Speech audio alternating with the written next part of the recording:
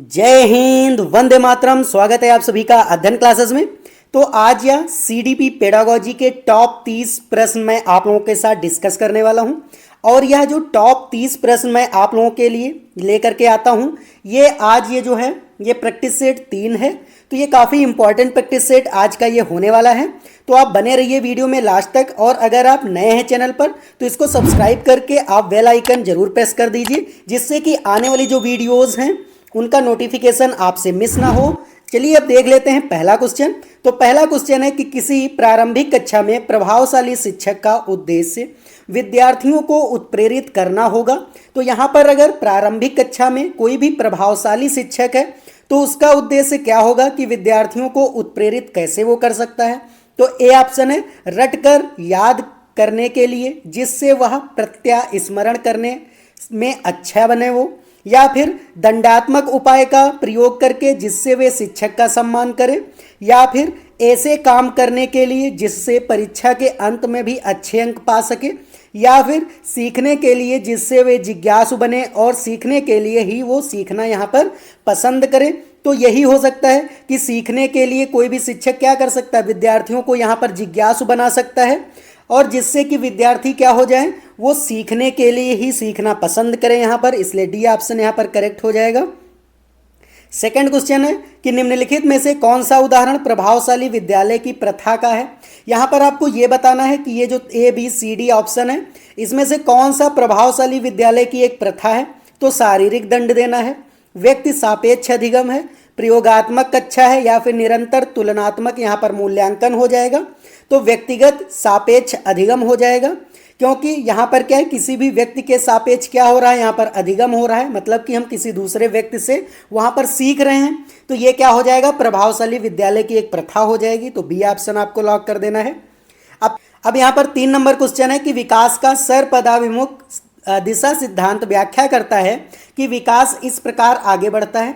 तो यहाँ पर जो सिर पदाभिमुख जो है यहाँ पर सिद्धांत, वो क्या यहाँ पर व्याख्या करता है कि भिन्नों से एकीकृत कार्यों की ओर, या फिर सर से पैर की ओर, या फिर ग्रामीण से शहरी क्षेत्र की ओर, या फिर सामान्य से विशिष्ट कार्यों की ओर ये कर रहा है यहाँ पर इशारा।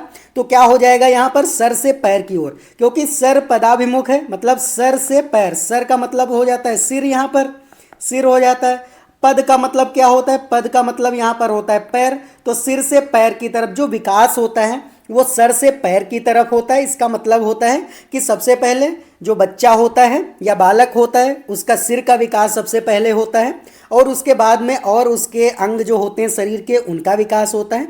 तो ये आपको याद रखना काफ़ी इंपॉर्टेंट क्वेश्चन है। चलिए देख लेते हैं अब यहाँ पर 4 नंबर क्वेश्चन कि भाषा विकास के लिए सबसे संवेदनशील समय निम्नलिखित में से यहाँ पर कौन सा है। तो अगर आपको भाषा विकास बच्चों में करना है तो सबसे संवेदनशील समय क्या होता है, मध्य बचपन का समय होता है, वयस्क अवस्था होती है, प्रारंभिक बचपन का समय होता है, या फिर जन्म से पूर्व का यहाँ पर समय हो जाएगा। तो प्रारंभिक जो बचपन का समय होता है वही क्या हो जाता है, यहाँ पर सबसे ज़्यादा भाषा विकास उसमें होता है। इसलिए यहाँ पर सी ऑप्शन आपको लॉक कर देना है। 5 नंबर क्वेश्चन है कि 16 वर्ष की लड़की खेलकूद में असाधारण योग्यता का प्रदर्शन करती है। उसके माता पिता दोनों ही खिलाड़ी हैं। वे नित्य प्रशिक्षण प्राप्त करने उसको भेजते हैं, सप्ताह के अंत में उसे प्रशिक्षण देते हैं। बहुत संभव है कि उसकी क्षमताएं निम्नलिखित दोनों के बीच परस्पर प्रक्रिया का परिणाम होगी। तो वृद्धि और विकास का होगा, स्वास्थ्य और परीक्षण का होगा यहाँ पर, या फिर अनुशासन और पौष्टिकता का होगा, या फिर आनुवांशिकता और पर्यावरण का हो जाएगा यहाँ पर।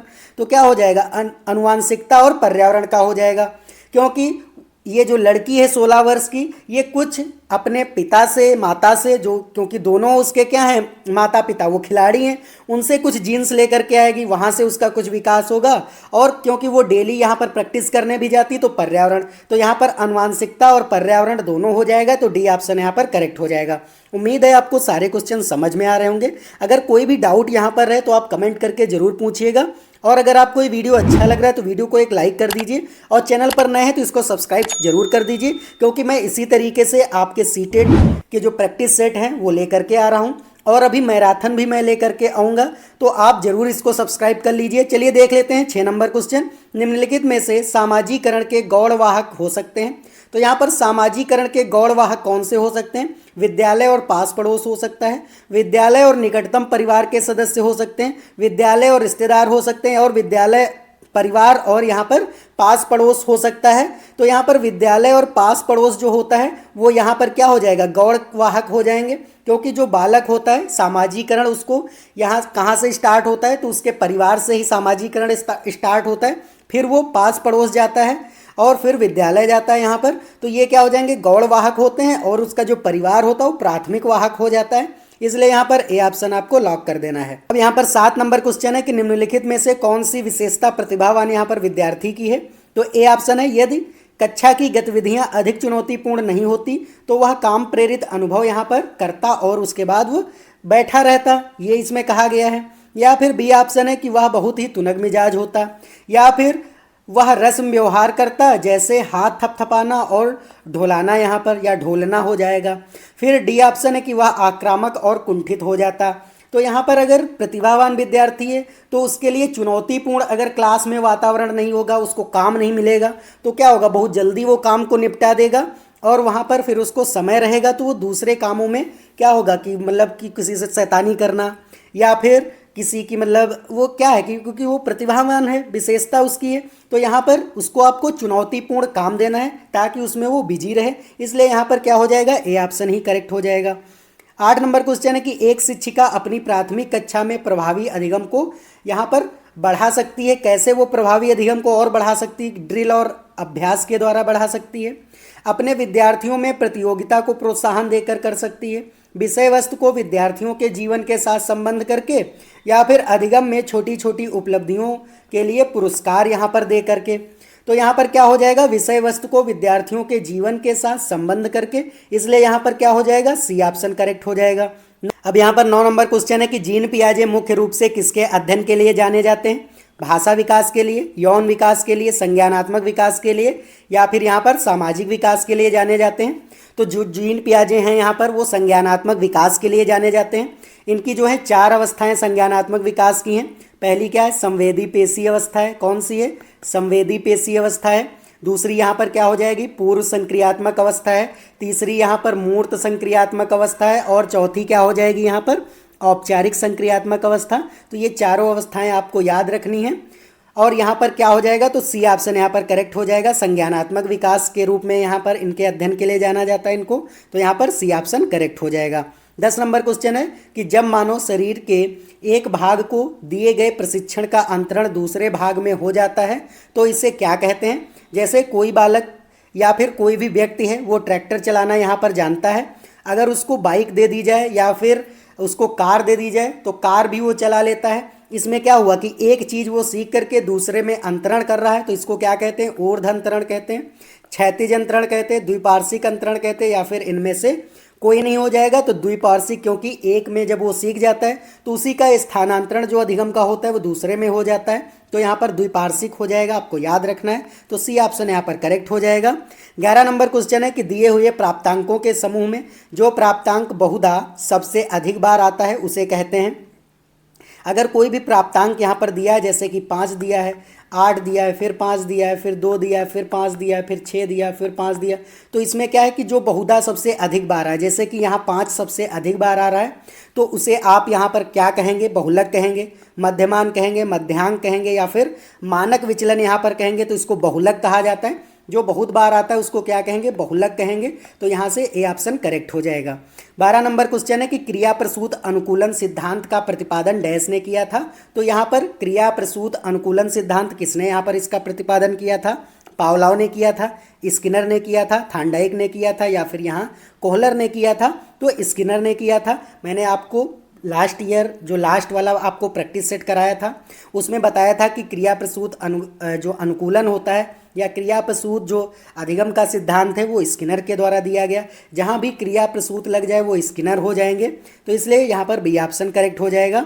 13 नंबर क्वेश्चन है कि फ्रायड के अनुसार क्या है यहाँ पर कि ग्रहण किए या सीखे हुए तथ्यों को साधारण करने या पुनः स्मरण करने की असफलता को विस्मरण कहते हैं, या फिर विस्मरण का अर्थ है किसी समय प्रयत्न करने पर भी किसी पूर्व अनुभव का स्मरण करने या पहले की सीखी हुई क्रिया को करने की असफलता, या फिर विस्मरण वह प्रकृति है जिसके द्वारा दुखद अनुभवों को स्मृति से अलग कर दिया जाता है, या उपयुक्त में से यहाँ पर कोई नहीं हो जाएगा।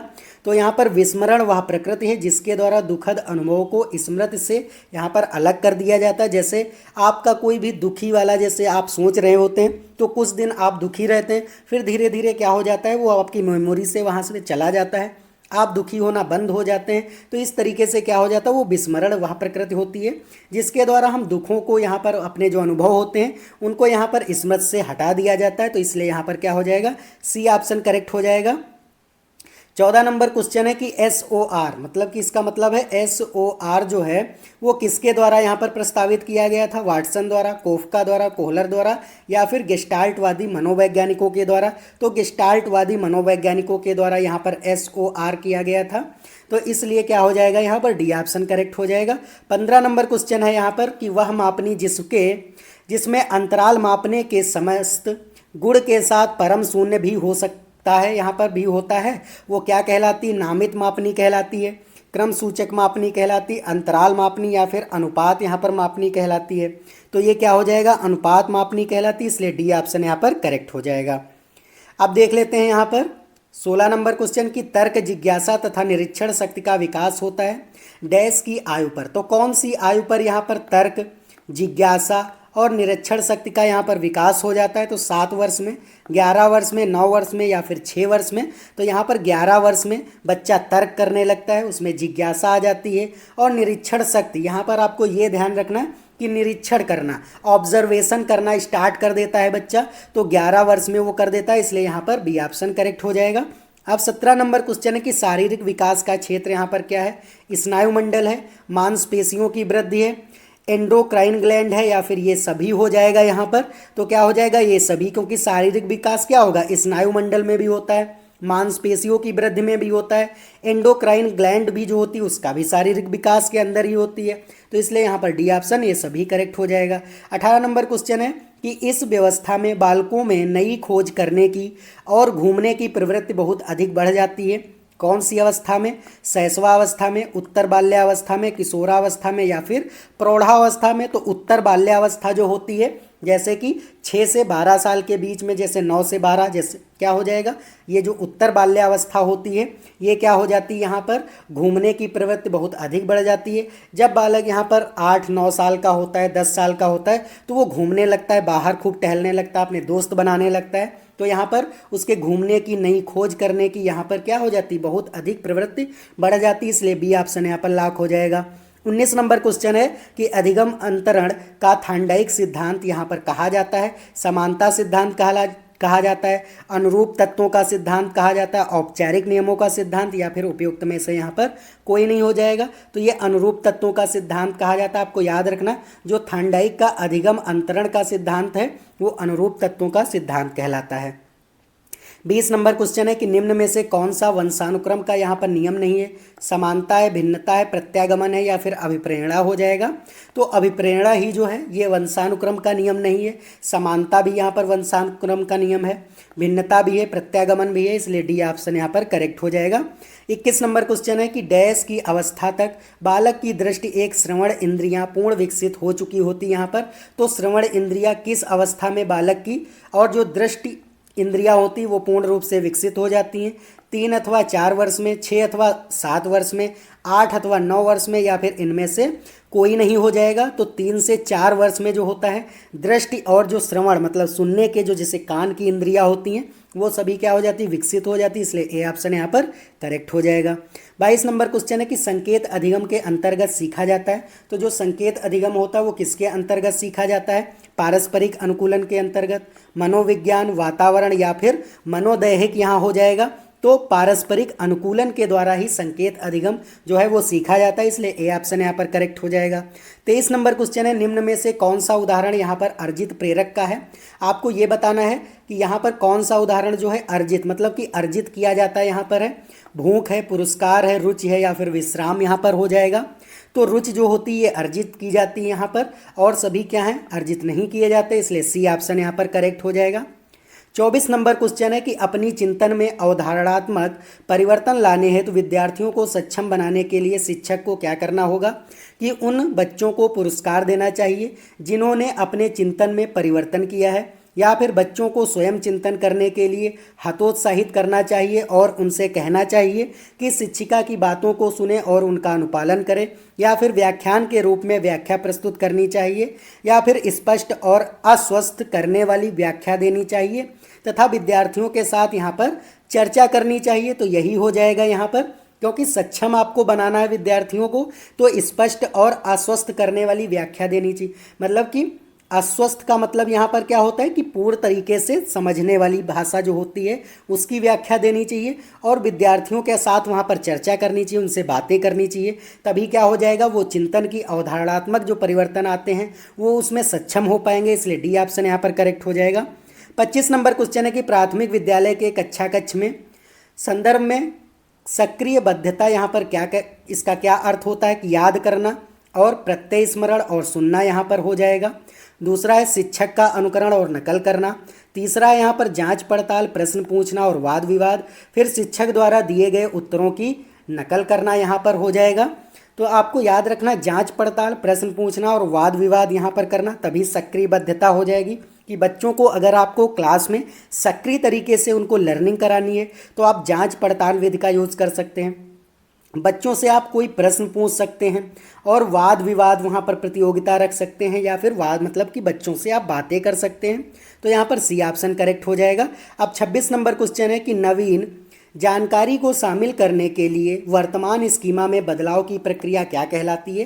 तो ये जीन पियाजे के द्वारा कहा गया था। तो इसको क्या कहा जाता है, आत्मसातकरण कहा जाता है, समायोजन कहा जाता है, अहम केंद्रित या फिर अनुकूलन इसको कहा जाता है। तो आत्मसातकरण हो जाएगा, क्योंकि नवीन जानकारी को आप शामिल कर रहे हैं वर्तमान स्कीमा में, मतलब कि आपको कोई विरोधाभास यहाँ पर नहीं हो रहा है।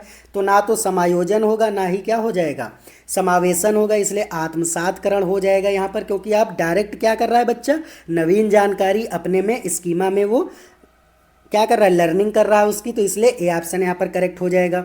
27 नंबर क्वेश्चन है कि मध्य बाल्यावस्था में भाषा डैश के बजाय डैश अधिक है। तो सामाजिकरित भाषा या फिर अहम केंद्रित, जीववादी और सामाजिकरण, परिपक्व और अपरिपक्व हो जाएगा, अहम केंद्रित और सामाजिकृत हो जाएगा। तो सामाजिकृत यहाँ पर मध्य बाल्यावस्था में भाषा क्या हो जाती है, सामाजिकृत यहाँ पर हो जाती है, ये आपको याद रखना है। इसके बजाय क्या हो जाती है, यहाँ पर अहम केंद्रित अधिक होती है, क्योंकि बच्चे अपनी बात वो ज़्यादा मनवाना चाहते हैं। इसलिए क्या हो जाएगी, अहम केंद्रित, और सामाजिकृत थोड़ा कम होती है, क्योंकि सामाजिकृत वो भाषा होती है कि आप दूसरे की भी बात सुन करके वहाँ पर आप डिसीजन ले। तो यहाँ पर जो मध्य बाल्यावस्था होती है उसमें बच्चा सामाजिक जो है वो कम होता है, यहाँ पर वो अहम केंद्रित ज़्यादा हो जाता है। इसलिए क्या हो जाएगा, ए ऑप्शन यहाँ पर करेक्ट हो जाएगा। 28 नंबर क्वेश्चन है कि बाल केंद्रित शिक्षा में क्या शामिल है। बच्चों का एक कोने में बैठाना, प्रतिबंधित परिवेश में अधिगम, वे गतिविधियां जिसमें खेल शामिल नहीं होते, या फिर बच्चों के लिए हस्तपरक यहाँ पर गतिविधियां हो जाएगा। तो बच्चों के लिए जो हस्तपरक गतिविधियां होती यही बाल केंद्रित शिक्षा होती है, कि जब वो करके सीखेंगे सारी चीज़ें अपने हाथों से। जैसे कोई भी अगर आप चैप्टर करा रहे हैं या फिर आप बाहर इनको घुमाने ले जा रहे हैं, तो अगर वो हस्तपरक तरीके से करते हैं तो वहाँ पर वो अच्छे तरीके से उनका अधिगम होता है। इसलिए यहाँ पर डी ऑप्शन करेक्ट हो जाएगा। अब 29 नंबर क्वेश्चन है कि कक्षा अध्यापक ने राघव को अपनी कक्षा में अपने कीबोर्ड पर स्वयं द्वारा तैयार किया गया एक मधुर संगीत बजाते हुए देखा। कक्षा अध्यापक ने विचार किया कि राघव में डैश बुद्धि उच्च स्तरीय है। तो राघव में कौन यहाँ पर बुद्धि जो है वो सबसे ज़्यादा है, कि शारीरिक गतिबोधक, संगीतमय, भाषाई या फिर स्थानिक हो जाएगा। तो संगीत वो गा रहा है, क्योंकि गाना स्वयं के द्वारा बनाया हुआ वो गा रहा है, तो संगीत में बुद्धि उसमें क्या है, सबसे ज़्यादा होगी। इसलिए बी ऑप्शन यहाँ पर करेक्ट हो जाएगा। अब ये लास्ट क्वेश्चन है और 30 नंबर क्वेश्चन है। अगर उम्मीद है आपको सारी चीज़ें समझ में आई होंगी। अगर आपको कोई भी डाउट है तो आप कमेंट करके ज़रूर पूछिएगा, और अगर आपको ये वीडियो अच्छा लगा है तो वीडियो को लाइक कर दीजिए, और चैनल पर नए हैं तो इसको सब्सक्राइब जरूर कर दीजिए। चलिए देख लेते हैं हम लास्ट क्वेश्चन यहाँ पर, कि कोहलबर्ग के अनुसार शिक्षक बच्चों में नैतिक मूल्यों का विकास कर सकता है। तो कैसे कर सकता है, नैतिक मुद्दों पर यहाँ पर आधारित चर्चाओं में उन्हें शामिल करके, या फिर कैसे व्यवहार किया जाना चाहिए उस पर ठोस निर्देश देकर, या फिर धार्मिक शिक्षा को महत्व देकर, या फिर व्यवहार में स्पष्ट नियम बनाकर यहाँ पर हो जाएगा। तो क्या आपको याद रखना है कि कोहलबर्ग के अनुसार जो शिक्षक बच्चों में नैतिक मूल्य है वो नैतिक मुद्दों पर आधारित चर्चाओं में उन्हें अगर शामिल करेगा तो उनमें नैतिक विकासों का जो है मूल्य, जो नैतिक मूल्यों का विकास हो जाएगा यहाँ पर। तो ए ऑप्शन करेक्ट हो जाएगा। तो आज के लिए इतना ही, अब मिलते हैं नेक्स्ट वीडियो में, तब तक के लिए जय हिंद जय भारत।